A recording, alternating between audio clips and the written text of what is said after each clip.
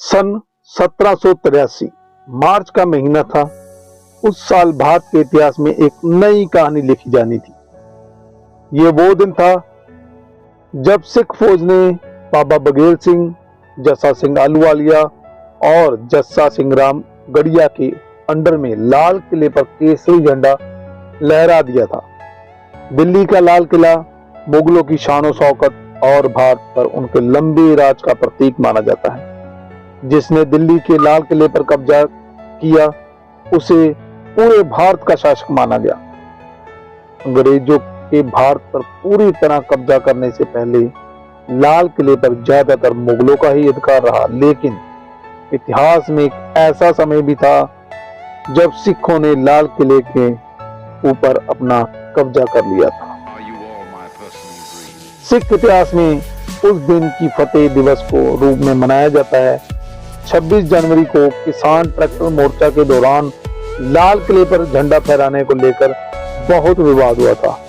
तिरंगा भारत की आन बान और शान है और उसी दिन भी तिरंगे को किसानों ने कोई नुकसान नहीं पहुंचाया था, पर लाल किले पर जो केसरी झंडा फहरा दिया गया वो झंडा निशान साहब का झंडा था। 1783 में भी कुछ ऐसा ही हुआ था, यानी कि केसरी निशान साहब को लाल किले पर फहराया गया था। उस समय सिख फौज ने मुगल बादशाह आलम को घुटने पर ला दिया था।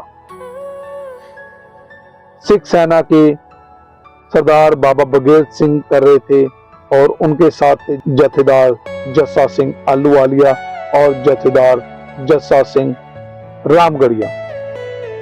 जस्सा सिंह आलूवालिया ने इस लड़ाई में बहुत अहम भूमिका निभाई।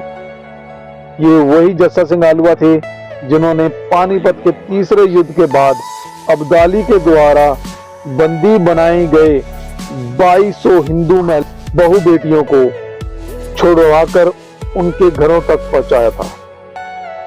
ये भी कहा जाता है कि उन्हें लाल किले में बादशाह के पद पर बैठने को कहा गया, लेकिन उन्होंने मना कर दिया और कहा कि सिख धर्म में बादशाह बनने का कोई सिद्धांत नहीं है। आज हम दोस्तों आपको ये कहानी सुनाएंगे, ये स्टोरी सुनाएंगे सरदार जस्सा सिंह आलूवालिया के बारे में। सरदार जस्सा सिंह आलूवालिया को सिखों के सुल्तान उल कौम के रूप में जाना जाता है। उनके बारे में, उनके युद्ध के बारे में और इतिहासकारों के उनके बारे में क्या राय रही है, ये सब कुछ आपको हम इस वीडियो में बताएंगे।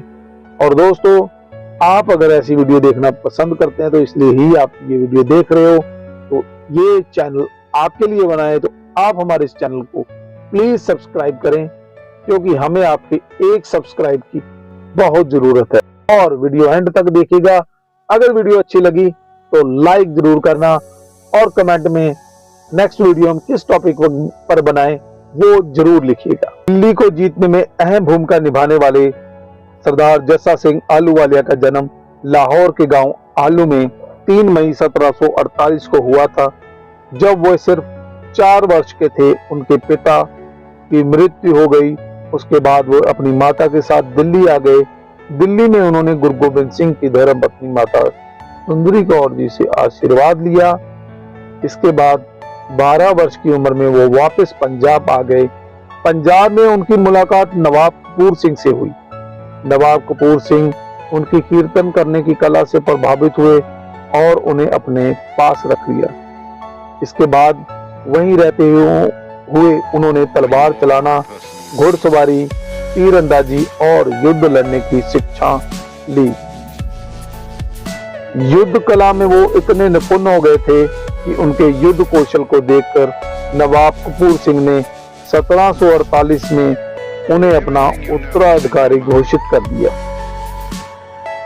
1753 में नवाब कपूर सिंह की मृत्यु के बाद 1754 में अमृतसर में उन्हें नवाब की उपाधि दे दी गई। इस तरह से जस्सा सिंह आलूवालिया ने अपना राजनीतिक जीवन की शुरुआत की और जल्दी से वो प्रमुख सिख नेताओं में गिने जाने लगे। 1745 तक सिखों को 65 समूहों में बांटा गया था। इन 65 समूहों का पुनर्गठन करके नवाब कपूर सिंह ने 11 समूहों में बांटा दिया था। हर जत्थे का अपना अलग नाम, झंडा और लीडर होता था। इनके बाद में मिसल कहा जाने लगा। इस तरह बने 11 समूहों की सभा को दल खालसा नाम दिया गया और जस्सा सिंह आहलूवालिया को सिखों का कमांडर नियुक्त किया गया। 1761 में जब सिखों ने लाहौर पर कब्जा कर लिया, उस वक्त जस्सा सिंह को सुल्तान उल कौम यानी किंग ऑफ द नेशन का खिताब दिया गया। लाहौर पर कब्जा और अहमद शाह अब्दाली को जनरल नूर बमजाई की हार की खबर अफगान तक पहुंच गई थी, जिसके बाद अहमद शाह अब्दाली गुस्से से पागल हो गया और उसने पंजाब पर हमला कर दिया। पंजाब पर अफगानों का ये 6वां हमला था, जिसमें उसने सिखों को भारी नुकसान पहुंचाया था। इधर सिख सतलुज नदी को पार कर चुके थे और